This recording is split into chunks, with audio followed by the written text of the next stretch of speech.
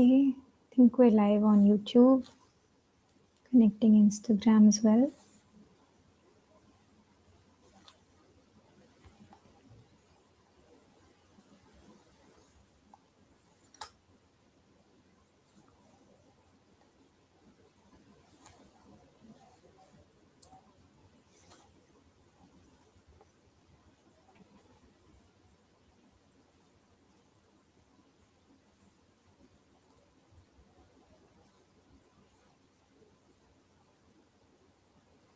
Yes, I think we're live on both platforms, so we can start. Okay. Thank you. Okay. Uh, in the middle of the US Israel Iran conflict, the Strait of Hormuz has become a critical global choke point, causing significant disruptions to the passage of vessels, impacting the supply of oil, liquefied natural gas, and fertilizers, sending waves of uncertainty across global markets. While the diplomatic logjam between these countries continues, many economies have already begun experiencing the extent of these disruptions, which are adding to the inflationary pressures. Good evening.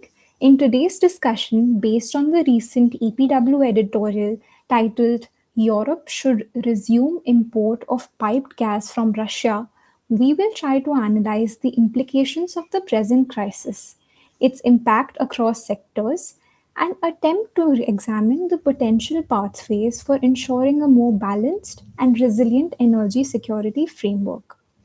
We are joined by Dr. KP Sunny, a member of the EPW editorial team, to discuss this aspect in more detail. A very, very warm welcome to you, sir.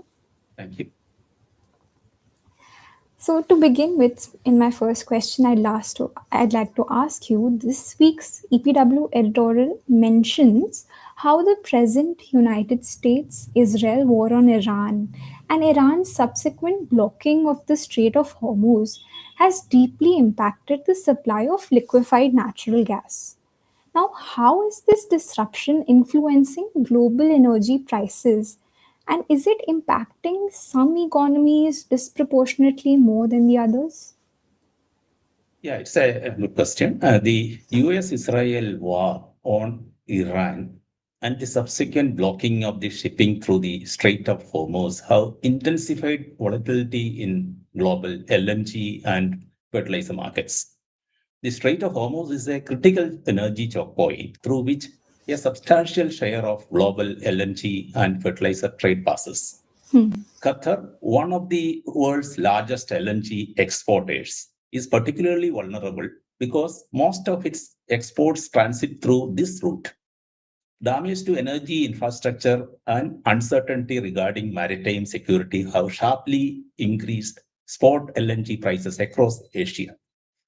The crisis has produced a cascading effect on energy and food systems because the natural gas is not merely a fuel commodity.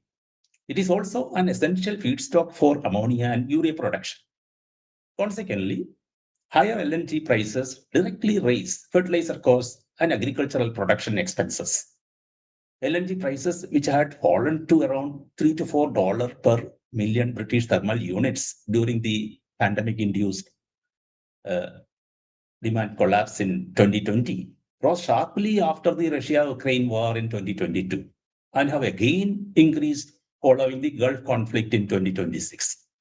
India's spot LNG prices reportedly reached $16 to $19 per million British thermal units in April 2026. It's about more than 5 times.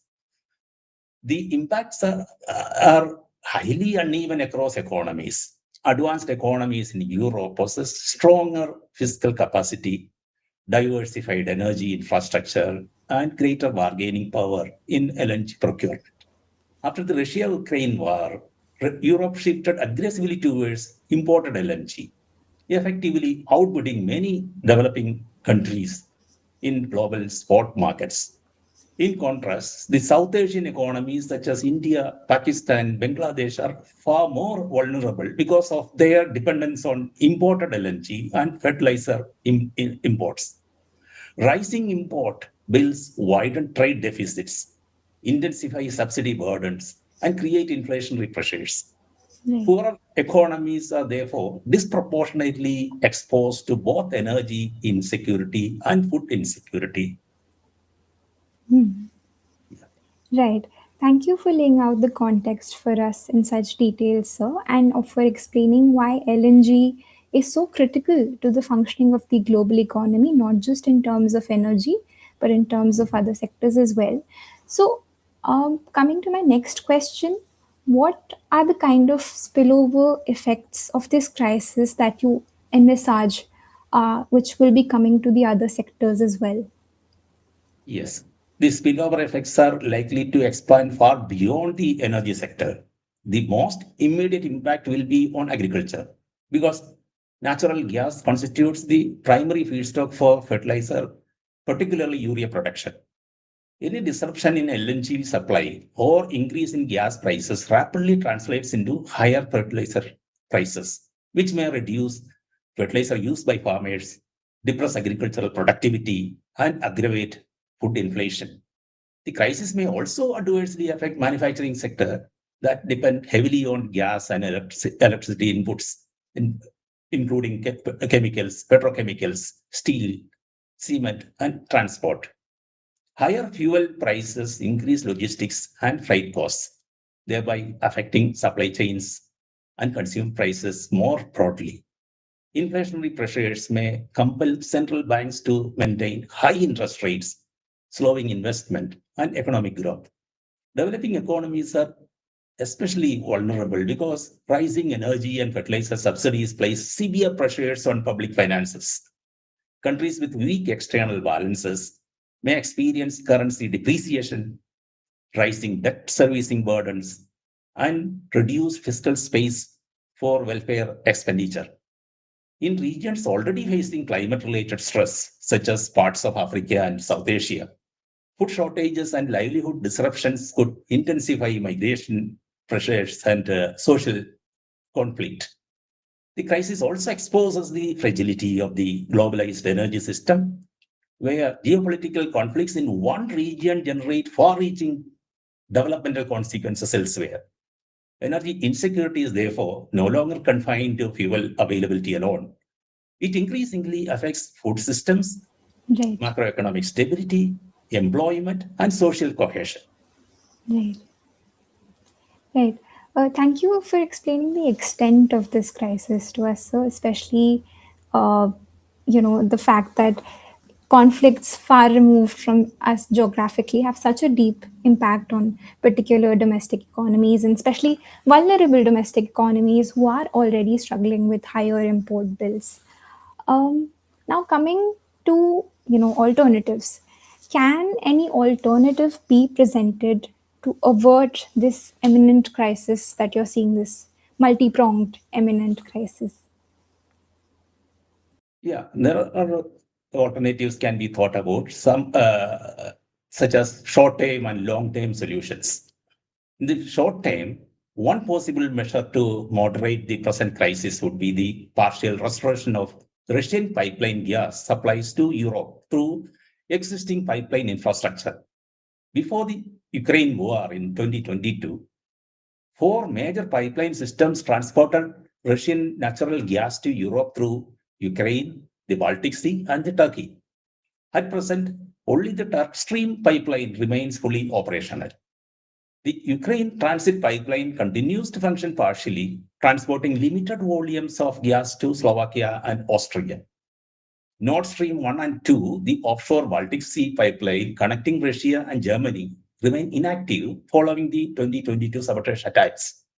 The Yamal pipeline, Europe pipeline, which passes through Belarus and Poland to Germany, has also been shut down and remains non operational. Even limited internationally monitored restoration of Russian gas flows could reduce Europe's dependence on LNG imports and release additional LNG cargoes for developing countries in Asia. This may help stabilize global gas and fertilizer prices until supplies from the Persian Gulf normalizes. However, the present crisis also reveals deeper structural weaknesses in the global energy governance framework. Current energy markets are highly financialized and concentrated, while sanctions, geopolitical rivalries, and supply chain disruptions impose disproportionate costs on developing economies that possess limited bargaining power. And long-term energy solution security for the global south, therefore, requires a more diversified and development-oriented framework. First, the developing countries need to diversify energy sources through greater investments in renewable energy, bioenergy, green hydrogen, and regional electricity interconnections. Reducing excessive dependence on imported fossil fuels is essential for long-term resilience. Second, countries should strengthen strategic reserves of LNG, fertilizers, and critical commodities to cushion temporary disruptions. Third, regional cooperation mechanisms in South Asia, Africa, and Southeast Asia can improve collective bargaining power in energy procurement and infrastructure financing. Right. Fourth, international financial institutions should support affordable energy transitions in developing economies through concessional finance, technology transfer, and climate linked investments.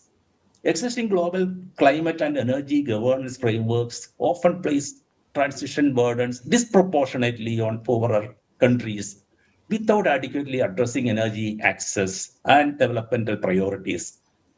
Finally, there is a need to recognize energy security, food security, and agricultural sustainability as interconnected policy domains.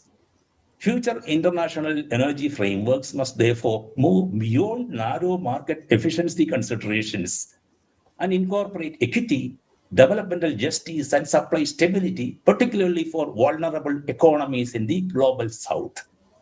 So Right. these are the long-term solutions which the global south can think about. Right. Thank you for sharing these potential measures, sir. So there is Thank a you. cognizance of the fact that there is in the short term, of course, the repair of the pipelines can be done, but it might take some time. And ultimately, the fact remains that such conflicts can have a deep influence on regions far removed from them geographically. While self reliance, of course, is one way forward, as energy systems become more and more intertwined with larger challenges of fertilizer production and, in turn, and importantly, food security, the emphasis on just energy transitions, regional cooperation, building equitable energy frameworks has assumed utmost importance, not just for developing economies, but also is something that larger powers like Europe should pay attention to immediately. That's right. For those who would like to read further on this topic, the editorial under discussion is available on the EPW website under the 23rd May 2026 issue. Um, Thank you again for those who have patiently tuned in so far. Um, we would also like to take out a minute to request you to support EPW, to subscribe to us, to follow us on our social media channels. We will be coming up with more such conversations for you very, very soon. And thank you again, sir, for sharing all your invaluable insights on this theme. And we hope that such conversations can continue in the interest of the food security challenges that are imminent because of the LNG disruptions that we're seeing. Thank you, sir. Thank you. Thank you. Have a good evening. Good evening.